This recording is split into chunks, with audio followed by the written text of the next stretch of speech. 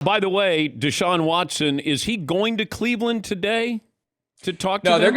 they're going to Houston to meet him. But Dan, he's got a busy. You mentioned he's going to be questioned today for the first time ever about these 22 civil lawsuits by Tony Busby, who's going to be very aggressive.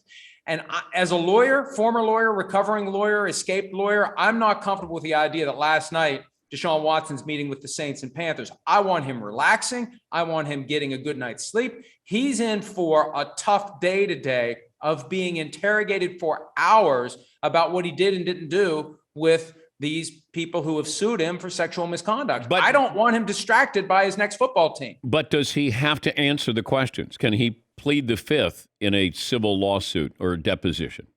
He was cleared on Friday, no criminal charges, and his lawyer has said once we get past the grand jury, if he's not charged, he will answer the question. So he's going to answer the question. It's going to be a long day. And is there video of this, Mike? That are they going to? There'll be video. There'll be video. There'll be a transcript. Now it may not be publicly available, but if I'm interested in Deshaun Watson, I'm talking to his lawyers now, saying, "Look, I want to see this transcript. I want to watch this video before I make a final decision." And I know of at least one potentially interested team that won't do anything until it knows how today goes. So I'm not real comfortable with him being distracted by this, but the Browns are in. I don't know how Baker Mayfield is going to feel about it, but the Browns are definitely in.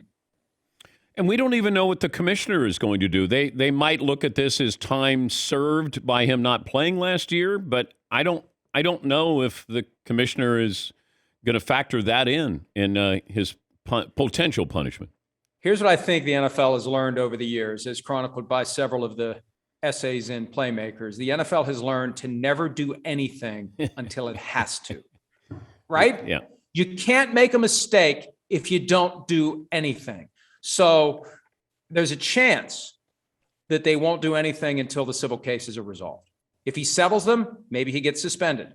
If he loses at trial on one or more of these claims, maybe he gets suspended. But Dan, if he fights them all the way through to a verdict, and he wins all 22 of these, if 22 boxes are checked in his favor on the verdict form, how do you suspend him then? How do you justify it? He was never charged. He was never arrested. He was never even found responsible under the very low standard of preponderance of the evidence, 51-49, actually 50.1, 49.9. It's just a little bit. No, he's not responsible. So why would you suspend him? So the league has learned to wait. It won't surprise me if the league does nothing at all until after the civil cases are gone. But let's say he writes a check and it all goes away.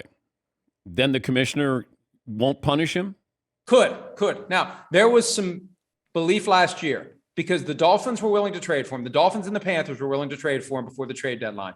The Panthers were fine with none of the legal issues being resolved, criminal or civil. But we'll take him. But he wouldn't waive the no-trade clause for Carolina last year. He would waive it for Miami. Miami owner Stephen Ross wanted all 22 cases settled. My understanding is that the Dolphins believed that he was going to get suspended roughly 6 games if he had settled those cases. So that's what Miami believed. Now, the NFL keeps the cards close to the vest. I don't know if they just made a guess, but I think if he settles, he's far more susceptible.